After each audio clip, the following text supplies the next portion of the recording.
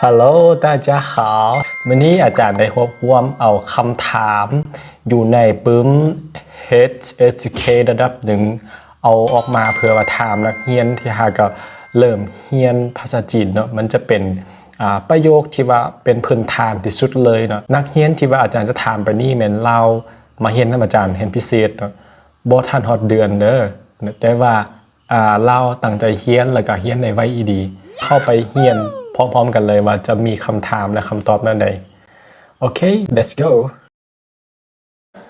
你好，你是老师吗？我不是老师，我是学生。你是中国人吗？我不是中国人，我是老挝人。你叫什么名字？我叫李干。你的汉语老师叫什么名字？我的汉语老师叫庄斌。你家有几口人？我家有4口人，都有谁？爸爸妈妈、弟弟和我。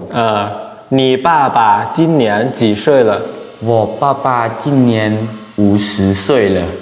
你妈妈几岁了？我妈妈40岁了。你呢？今年几岁了？我今年17岁了。你爸爸会说汉语吗？我爸爸会说汉语。你妈妈呢？会说汉语吗？我妈妈不会说汉语。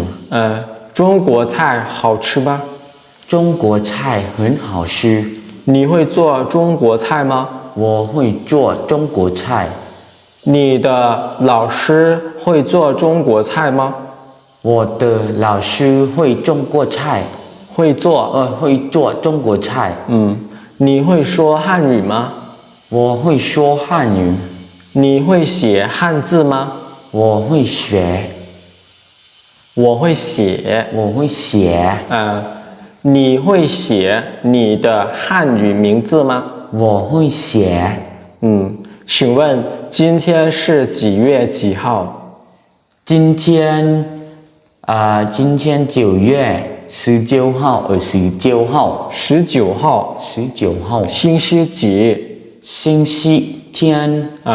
你来学校做什么？我来学校学汉语。昨天你去哪儿做什么？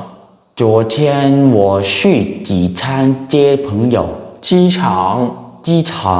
昨天我去机场接朋友。你再说一遍。昨天我去机场接朋友。很好 ，OK 很棒。